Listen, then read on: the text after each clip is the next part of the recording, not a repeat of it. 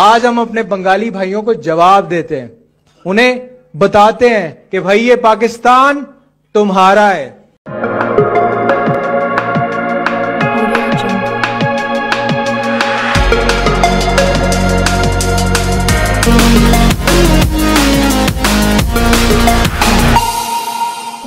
নমস্কার, আমি পার্থজিৎ। আপনারা দেখছেন আওয়াজ বেঙ্গল। বাংলাদেশের পরিস্থিতি বিন্দুমাত্র পরিবর্তন হয়নি। ভারত সরকার পররাষ্ট্র দপ্তর সেখানে মিটিং করছে, কিন্তু তারপরেও সেই চিন্ময় প্রভুর যে আইনজীবী তাকে প্রোটেকশন দিয়ে নিয়ে যাওয়া হচ্ছে, কিন্তু পিছন থেকে উল্টোপাল্টা কমেন্টস আসছে তাকে ভয় ধরিয়ে দেওয়ার জন্য। এখনো পর্যন্ত চিন্ময় প্রভুর জামিন হয়নি, আরো পিছিয়ে গেছে। সংখ্যালঘু হিন্দুদের উপর যে নির্যাতনের বিভিন্ন সোশ্যাল মিডিয়াতে যা আসছে ফুটেজ উদ্বেগজনক। বাংলাদেশের এখন যে উপদেষ্টা সরকার মোহাম্মদ ইউনূস আশা করে গিয়েছিল ক্ষমতা গ্রহণ করার পরে, যেহেতু উনি আন্তর্জাতিক মানের মানুষ, বিভিন্ন দেশে ওনাকে সমাদর করা হয় ওনার পাণ্ডিত্যের জন্য, এবং বাংলাদেশে একটা সময় যে গ্রামীণ ব্যাংক প্রতিষ্ঠা করা, বহু মানুষের সঙ্গে ওনার যোগাযোগ, তারপরে অবশ্যই নোবেল শান্তি পুরস্কার পান। তো আশা করে গিয়েছিল উনি আসার পরে অ্যাটলিস্ট সংখ্যালঘু নির্যাতন হবে না এবং বাংলাদেশ অন্তত প্রগতির পথে হাঁটবে, কিন্তু সেটা না হয়ে তার পুরোপুরি উল্টো দিকে যাচ্ছে। এবং উদ্বেগজনক অবশ্যই ভারতের জন্য। ভারতের সঙ্গে কম করে 4000 কিলোমিটারের বেশি সীমান্ত, বাংলাদেশের সঙ্গে যে সীমান্ত ভারতের সেটা প্রায় 4000 কিলোমিটারের বেশি, তার মধ্যে 2000 কিলোমিটারের বেশি সীমান্ত হচ্ছে ওয়েস্ট বেঙ্গলের সঙ্গে। এবং অবশ্যই উদ্বেগজনক এটা, কারণ সংখ্যালঘু নির্যাতনের পরে অনেক অনুপ্রবেশ হওয়ার সম্ভাবনা বেড়ে গেছে এবং বর্ডারেও কিন্তু অনেক নির্যাতিত হিন্দু কিন্তু অপেক্ষা করছেন এদেশে আসার জন্য, এবং সেখানেও কিন্তু Bangladesh border guard BGB arrest করছে, তাদের উপরে অত্যাচার চলছে। এখানে কিন্তু দেখা যাচ্ছে যে বৃহৎ শক্তি যে ভারত সরকার, এই ভারত সরকারের মোদী সরকার, মোদীকে বলা হয় খুব শক্তিশালী প্রধানমন্ত্রী। এর আগে বলা হতো ইন্দিরা গান্ধীকে, কারণ ইন্দিরা গান্ধীর জন্য বাংলাদেশ হয়েছিল, এবং ইন্দিরা গান্ধী এগেনস্টে আমেরিকা ছিল, শেষে রাশিয়ার সমর্থন উনি পান। তো তারপরে ভারতীয় শান্তি বাহিনীর সহযোগিতায় আজকের বাংলাদেশ। তো এই স্ট্রং ডিসিশনের জন্য ইন্দিরা গান্ধীকে কিন্তু আয়রন লেডি বলা হতো। তো আশা করা গিয়েছিল যে নরেন্দ্র মোদী অনেক বেশি শক্তিশালী, সেইভাবে প্রচার করা হয়, কিন্তু কার্যত দেখা গেল যে শুধুমাত্র পররাষ্ট্র দপ্তরের কিছু সতর্কবাণী ছাড়া কিন্তু ভারতের পক্ষ থেকে কোনো রকম সামরিক আগ্রাসন হলো না। বালাকোটে সার্জিক্যাল স্ট্রাইক হতে পারে, সেটার মাইলেজ উনি পেয়েছেন, দেশবাসী প্রচুর ভোট দিয়েছেন ওনাকে, কিন্তু সেটা পাকিস্তান ছিল। পাকিস্তানের সঙ্গে যে সম্পর্ক, পাকিস্তানের সঙ্গে যে দীর্ঘ বিরোধ, তার ফলে সেখানে একটা সার্জিক্যাল স্ট্রাইক নরেন্দ্র মোদী সরকারকে অনেক ভোট এনে দিতে পারে। কিন্তু বাংলাদেশ এবং সেখানে বাংলাদেশি হিন্দু যেভাবে নির্যাতিত হচ্ছে, সেখানে বোধহয় নরেন্দ্র মোদী সরকারের কিছুই করার ইচ্ছা থাকে না, মুখে বলেন কিন্তু কার্যত করেন না। তাতে যেটা হলো সেটা বেঙ্গল বিজেপির পক্ষেও ব্যাপারটা অস্বস্তিকর হয়ে দাঁড়ালো। যতই শুভেন্দু অধিকারী চিৎকার করুন চাল গম বন্ধ করে দেবো, আলু বন্ধ করে দেবো, আর নরেন্দ্র মোদী সিদ্ধান্ত নেবেন, পশ্চিমবঙ্গের যত বিজেপি লিডার তাদের বক্তব্য একই, কিন্তু উনি কোনো সিদ্ধান্ত নিচ্ছেন না। মোদী সমর্থিত বহু মিডিয়া আছে, তারা বোঝানোর চেষ্টা করছে যে আমরা বঙ্গোপসাগর ভারত সরকার ঘিরে রেখেছে, নানা দিক ঘিরে রেখেছে, তাতে বাংলাদেশি হিন্দুদের উপর অত্যাচার কিন্তু কমেনি, আরো বাড়ছে। এবং সেই অত্যাচারের কিছু ঘটনা আমি আগের পর্বেও জানিয়েছিলাম, এবং আপনারাও দেখছেন মোদী সরকারের এই আপাত নিষ্ক্রিয়তা সেটা সমর্থনযোগ্য নয়। এবং এতে যেটা হবে, সামনে 2026-এর যে ভোট আসছে, সেই ভোটে ওয়েস্ট বেঙ্গল বিজেপির পক্ষে খুব মুশকিল আছে নির্বাচনী বৈতরণী পার করার। যে কটা সিট পেয়েছিল তার থেকেও কমে যাবে। কেন বলছি? মমতা ব্যানার্জি ওয়েস্ট বেঙ্গল সিএম কিন্তু ধুরন্ধর রাজনীতিক। উনি কিন্তু ওনার বক্তব্য একটা জায়গায় ক্লিয়ার করেছেন যে যা করা ভারত সরকার করবে, ভারত সরকার কিছু স্টেপ নিচ্ছে না কেন। সেক্ষেত্রে ভারত সরকার কিছু না করলে অবশ্যই দায়টা বিজেপির উপরই বর্তায়।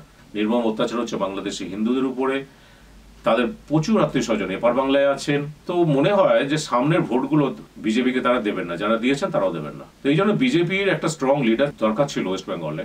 তার থেকেও বড় দরকার ছিল যে একটা regional party, strong regional party West বেঙ্গলের স্বার্থ দেখবে। তৃণমূল বাদ দিয়েও কোনো স্ট্রং রিজিওনাল পার্টি দরকার ছিল, কিন্তু দুঃখজনকভাবে এখনো মতো হয়নি। কারণ বাম এরা ন্যাশনালিস্ট পার্টি, কংগ্রেসও তাই, তারা নিজেদের মধ্যে নানা স্বার্থ মেনে চলে। বিজেপি যেটা বলছে সেটা উপর উপর বলছে, ভেতরের যে আসল সমাধান করার যে রাস্তা, সেই রাস্তা যাওয়ার তাদের কোনো ইচ্ছা আছে বলে মনে হচ্ছে না। তার কারণ হচ্ছে যে এবার যেটা মনে হচ্ছে যে বাংলাদেশে ভারতীয় ব্যবসায়ীদের যে বিশাল ইনভেস্টমেন্ট আছে, এখন সামরিক আগ্রাসন যদি হয় সেখানে কিন্তু সেই যে অনেক ইনভেস্টমেন্ট আছে সেটা ক্ষতিগ্রস্ত হতে পারে এবং ভারতীয় বিজনেসম্যান অনেক কিছু ক্ষতি হতে পারে। এখন সেই জন্য কি সামরিক আগ্রাসন হলো না সেটা সময় বলবে।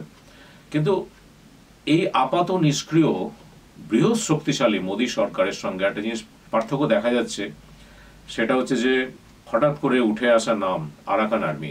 এই আরাকান আর্মি বা মায়ানমারের মানে সাবেক বার্মার যে সীমান্তবর্তী যে অঞ্চল আছে, সেই সীমান্তবর্তী অঞ্চলের প্রায় 300 কিলোমিটার কাছাকাছি জায়গা বিদ্রোহী রেবেল আরাকান আর্মি দখল করে নিয়েছে। বার্মা বা মায়ানমার শাসন যারা করেন অবশ্যই চায়নার ব্যাকিং থাকে, কিন্তু এক্ষেত্রে বলা যাচ্ছে যে মনে করা হচ্ছে যে এই আরাকান আর্মির মুভমেন্টের পিছনেও চায়নার আরেকটা স্বার্থ কাজ করছে। সেটা হচ্ছে যে আরাকান আর্মি এখন চট্টগ্রামের দিকে এগোচ্ছে, মাঝখানে যে রিভার আছে সেটা নাপ রিভার, এবং সেটা ক্রস করে, কারণ এরা রোহিঙ্গাদের ভীষণভাবে পিটিয়েছিল, তারা সেই রোহিঙ্গা এই নাব নদী ক্রস করেই কিন্তু বাংলাদেশ চট্টগ্রামে আসে, কক্সবাজার বা টেকনাফে আসে। একটা সময় রোহিঙ্গাদের যে অত্যাচার রাখাইন প্রদেশে বুদ্ধিস্টের উপর এত হতে শুরু করে, তারপরে এই আরাকান আর্মির উদ্ভব, এবং আরাকান আর্মি একটা সময় রোহিঙ্গাদের কিন্তু অধিকাংশ রোহিঙ্গাকে পিটিয়ে দেশ ছাড়া করে। তারা আজকে বাংলাদেশের বহু অংশে, কক্সবাজার টেকনাফ তো আছেই, এবং বাংলাদেশের থ্রুতে বাংলাদেশের বর্ডার, বিভিন্ন জায়গায় যে বর্ডারগুলো সুরক্ষিত নয় সেখানে মারফত ভারতবর্ষের বহু জায়গায় ছড়িয়ে গেছে। তার মধ্যে ওয়েস্টবেঙ্গল একটা বড় অংশ আছে, সাউথ চব্বিশ পরগনা, আগে জম্মুতে একটা সময় পাওয়া গিয়েছিল প্রচুর রোহিঙ্গা। ভারতবর্ষের বিভিন্ন প্রদেশে এবং দিল্লি সহ বোম্বে থেকে শুরু করে বহু জায়গাতেই বাংলাদেশি রোহিঙ্গা তাদের উপস্থিতি পাওয়া গেছে বৃহৎ মাত্রায়, এবং সেখানে তাদের ঢুকে যাওয়ার পিছনেও কিন্তু একটা রাজনৈতিক স্বার্থ ছিল বড়। এর আগের ইউপিএ সরকারের যে সময় সোনিয়া গান্ধী কন্ট্রোল করতেন মনমোহন সিংকে, অবশ্যই মমতা ব্যানার্জি ইন্টারেস্ট আছে। এত সব ইন্টারেস্ট কিন্তু মোদী সরকার সমস্তটাই জানেন। তারপরেও মোদী সরকারের যদি সামরিক আগ্রাসন কোনো দিক থেকেও হতো, যে কোনো দিক থেকেই হতো, তাহলে কিন্তু বাংলাদেশের ভেতরে এই বাংলাদেশি হিন্দুদের উপর অত্যাচারটা মনে হয় একটু কম হতো। এই কট্টরপন্থী যে জামাতি বা হেফাজত বা বিএনপি বা আনসারুল বাংলা বা আরও যে কট্টরপন্থী যারা জঙ্গি ইসলামিক পার্টি আছে, গ্রুপ আছে, তাদের দ্বারা যে নিয়মিত অত্যাচার হচ্ছে সেটা বন্ধ হতো। কিছু সচেতন শিক্ষিত মুসলিম বাংলাদেশে এর বিরোধিতা করছেন ঠিকই, এবার আগের পর্ব বলেছিলাম, ফরাদ মাজার করছেন, আব্দুস সামাদ করছেন, এরকম আরো অনেকেই করছেন, কিন্তু সংখ্যাটা বোধহয় অনেক কম। তারাও আর পেরে উঠছেন না। সেখানে ভারত সরকারের সহযোগিতা, হস্তক্ষেপ আশা করা গিয়েছিল, যেহেতু এটা সাবেক ভারতবর্ষের মধ্যেই বাংলাদেশ পড়ে, এবং তারাও কিন্তু ভারতীয় ছিলেন, ধর্মে হিন্দু এবং সনাতনী ধর্মে তারা বিশ্বাসী, আচার ব্যবহার যার সঙ্গে ভারতবর্ষের বৃহৎ যে হিন্দু সমাজের কোনো পার্থক্য নেই। তো সেখানে দেখা গেল হিন্দু সমাজের মসিহা হিসাবে পরিচিত মোদী এবং অমিত শাহ কোনো রকম সামরিক আগ্রাসন বা সামরিক অভিযান করলেনই না। যদি এটা পাকিস্তান হতো, এটা হয়তো সার্জিক্যাল স্ট্রাইক ছোটখাটো হয়ে যেতে পারতো, তার ফায়দা আগামী নির্বাচনে পেতেন। কিন্তু এটা কি আপাত দৃষ্টিতে সেরকম ধরনের কোনো অভিযান হলো না। অথচ এই বিদ্রোহী যে আরাকান আর্মি, এদের ক্ষমতা কতটুকু, খুবই সীমিত, কিন্তু সেটা নিয়েও কিন্তু তারা এগোচ্ছে। আজকে টেকনাফের দিকে তারা এগোচ্ছে, মানে চট্টগ্রাম যে কক্সবাজার এরিয়া, কারণ সেখানে যে বুদ্ধিস্ট আছেন সংখ্যালঘু, তাদের উপরেও কিন্তু এই সংখ্যাগুরু যে কট্টরপন্থী ইসলামিক গ্রুপগুলো অত্যাচার করছে, বহুদিন ধরেই করছে। তো তাদের বাঁচাবার জন্য কিন্তু এই আরাকান আর্মি, তারাও বুদ্ধিস্ট, তারা রোহিঙ্গাদের পিটিয়ে বার করে দিয়েছিল বার্মার ওই অঞ্চল থেকে, যেটা পরে আরাকান আর্মি দখল করে নেয়। এটা দেখেও কিন্তু ভারত সরকারের শেখা উচিত ছিল যে স্বল্প ক্ষমতা সম্পন্ন এই ক্ষুদ্র যে বিদ্রোহী আরাকান আর্মি যদি এত বড় একটা স্টেপ নিতে পারে, দেশে সেখানে একটা অঞ্চল দখল করে নিয়ে তারপরেও বাংলাদেশের দিকে এগোচ্ছে। চট্টগ্রাম থেকে মাঝে মাঝে কট্টরপন্থী যারা ইসলামিক গ্রুপ আছে, তাদের যারা বুদ্ধিস্টের অত্যাচার করছে, তাদেরও মাঝে মাঝে তুলে নিয়ে যাওয়া হচ্ছে। এখন তো বৃহৎ সংখ্যায় তারা বাংলাদেশ বর্ডারে জড়ো হয়ে গেছে, যে রিভারের কথা বললাম, নাপ নদী, সেটা মারফতে কিন্তু অনেকে ঢুকতে শুরু করছে। এবং অবশ্যই ইসলামিক মৌলবাদী যারা দল আছে, তাদের কাছে বড় আতঙ্কের কারণ হয়ে গেছে আরাকান আর্মি। কারণ বাংলাদেশ আর্মি কিন্তু তাদের সীমাবদ্ধতা বুঝিয়ে দিচ্ছে যে এই ক্ষুদ্র যে রেবেল যে আরাকান আর্মি, তাদের কাছেও কিন্তু এই বাংলাদেশ আর্মি যারা বড় বড় কথা বলেন, কিছুদিন আগে সাবেক সেনাকর্তা কিছু বললেন যে কদিনের মধ্যে কলকাতা দখল করব, ভারত দখল করব, তো সেই বাংলাদেশ আর্মিরও কিন্তু অবস্থাটা ফুলিয়ে ফাঁপা বেলুনের মতো। কারণ বাংলাদেশ হওয়ার পরে কিন্তু কোনো রকম যুদ্ধ করেননি এরা, কোনো রকম যুদ্ধের ইতিহাস নেই। মায়ানমার সীমান্তে যেটুকু হয়েছে সেটুকু একতরফা মার খান। আর ভারতের দিক থেকে কোনো রকম বর্ডারে যুদ্ধের ব্যাপার তো আসেই না। হ্যাঁ, যেটা করেন বাংলাদেশ আর্মির যে অধিকাংশ অফিসার তাদেরকে শান্তি বাহিনী রাষ্ট্রসংঘের অধীনে তারা কাজ করেন এবং বিভিন্ন দেশে তারা শান্তি যে মিশনে তারা অংশগ্রহণ করেন। ব্যাস এই হচ্ছে তাদের যুদ্ধের অভিজ্ঞতা, যার ফলে এই ক্ষুদ্র রেবেলিয়ান যে গোষ্ঠী আরাকান আর্মির যে আক্রমণের মুখে কিন্তু তারা ভীষণভাবে অসহায়, মুখে স্বীকার করছে না, কিন্তু তারা খুব আতঙ্কে রয়েছে। আর্মি বাংলাদেশ আর্মি, বিজিবি এরা থাকা সত্ত্বেও কিন্তু সেখানে তাদের ঢুকছে, তারা অস্ত্র নিয়ে ঢুকছে, তারা আক্রমণ করছে, হয়তো আরো বড় মাপের আক্রমণ শুরু হয়ে যাবে। এটা থেকে ভারত সরকারের শেখা উচিত ছিল। অনেক চিন্তা ভাবনা করে, অনেক ব্যবসায়িক স্বার্থ আছে সেটার জন্য সামরিক আগ্রাসন আমি করলাম না। এতে এই যে ফুলানো ফাপানো যে ফানুস যেটা বলা হয় মোদী সরকারের, সেটা বোধহয় ফেটে গেল, থাকলো না। কিন্তু তাতে বাঙালি ছাড়াও ভারতবর্ষের যে অন্য প্রদেশের মানুষদের কিছু যায় আসে না, কিন্তু অবশ্যই ওয়েস্ট বেঙ্গলের বাঙালিদের অনেক কষ্টের কারণ তাদের প্রচুর আত্মীয় কিন্তু এখনো বাংলাদেশে রয়েছেন।